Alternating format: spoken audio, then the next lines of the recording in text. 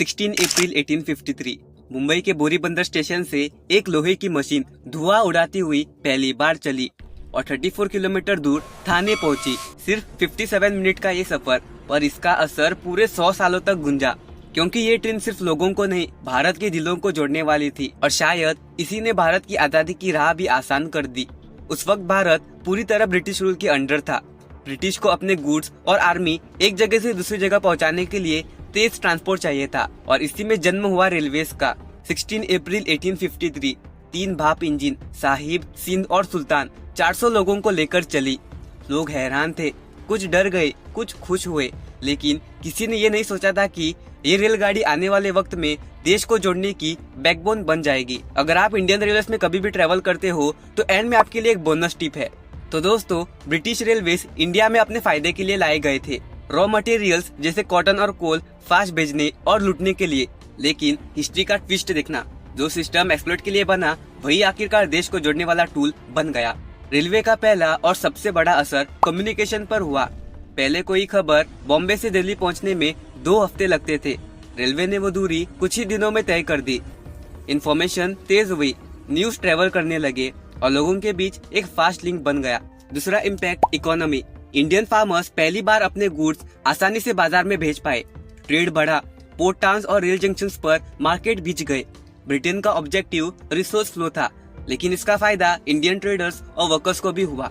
Simple बात, अगर goods जल्दी पहुंचे तो पैसे भी जल्दी घूमने लगते हैं। इकोनॉमी फास्ट फॉरवर्ड पे चली गई। तीसरा सोशल इम्पैक्ट। रेल ने लोगों को मोबिलिटी दी, अलग अलग रीजन से लोग मिलने लगे। स्टूडेंट्स, रिफॉर्मर्स, वर्कर्स सब ट्रेवल करने लगे।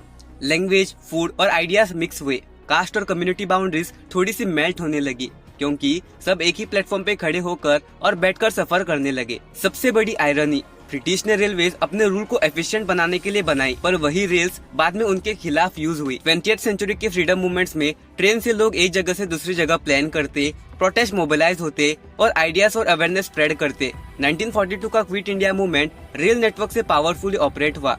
आज इंडियन रेलवेज साइज में 4th largest in the world है। तो दोस्तों, एक छोटी सी ब्लू इंजन ने सिर्फ लोगों को एक जगह से दूसरी जगह नहीं घुमाया, उसने वक्त का गैप घटाया, इकोनॉमी को स्पीड दी, सोसाइटी को मिक्स किया और पॉलिटिक्स को नया प्लेटफॉर्म दिया। एक सिस्टम जो शुरू हुआ था इंडिया के लूट के लिए, वही सिस्टम आखिरकार देश की यूनिटी और अवेकनिंग का रीजन बन गया। तो दोस्तों, अब वो बोनस टिप। हाल ही में एक वीडियो वायरल हुआ। एक लड़के ने ट्रेन में चार्जर पोर्ट खराब होने की शिकायत रेलवे हेल्पलाइन पर की और सोचो, सिर्फ 15 मिनट में रेलवे अधिकारियों ने पर्सनली आकर वो पोर्ट ठीक कर दिया। मतलब सिस्टम अब सुन रहा है, बस आपको बोलना है।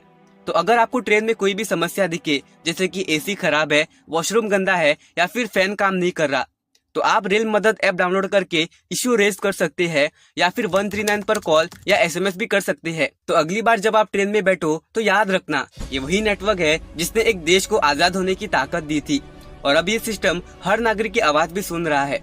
मैं हूँ अयान और ये है माइंडशेप विद अयान, जहाँ क्यूरियोसिटी मिलती है क्लैरिटी से। अगर वीडियो पसंद आया तो वीडियो को कीजिएगा लाइक और मेरे चैनल को कीजिएगा सब्सक्राइब और कमेंट में बताओ, क्या आपने कभी ट्रेन में कोई समस्या रिपोर्ट की है।